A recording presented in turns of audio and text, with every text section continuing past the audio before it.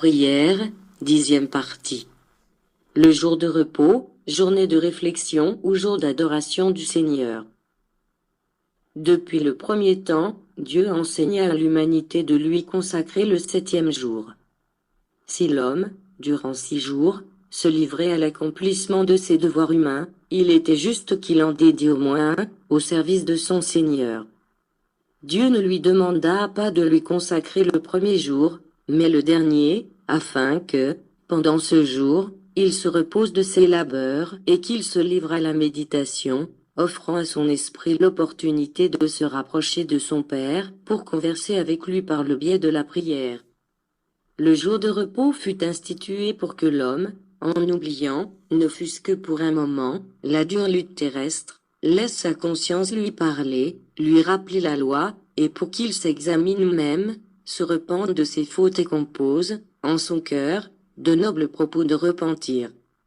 Le samedi fut le jour qui, antérieurement, était dédié au repos, à la prière et à l'étude de la loi, mais le peuple, en respectant la tradition, oublia les sentiments envers l'humanité ainsi que les devoirs spirituels qu'il avait envers ses semblables. Les temps passèrent, l'humanité évolua spirituellement et le Christ vint vous enseigner que, même les jours de repos, il vous faut pratiquer la charité et toutes les bonnes actions. Jésus voulut vous dire qu'un jour pouvait être dédié à la méditation et au repos physique, mais il vous fallait comprendre que, pour l'accomplissement de la mission de l'Esprit, il n'était pas nécessaire de fixer ni jour ni heure.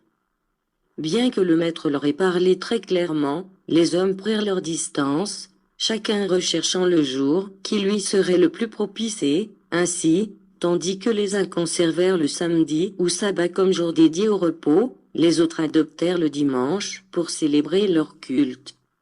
Sachez qu'aujourd'hui l'Esprit Saint s'adresse à vous, une fois de plus, avouez aux enseignements qui vous apportent de nouvelles connaissances. Vous avez vécu de nombreuses expériences et avez évolué. Aujourd'hui, le jour que vous dédiez au repos de la fatigue terrestre n'a aucune importance, mais par contre, le jour où vous prendrez conscience que chaque jour vous devez fouler le chemin que Christ vous a tracé, ce jour-là est important. Comprenez qu'il n'existe aucune heure indiquée pour que vous éleviez votre prière, parce que tout temps est propice pour prier et mettre en pratique la divine doctrine en faveur de vos frères. Dieu vous bénit en chaque jour, chaque heure, que vous l'approchiez en prière. Dieu vous écoute en tout temps, le jour du sabbat comme le dimanche. Le saviez-vous? Dieu vous écoute en tout moment. Béni es-tu.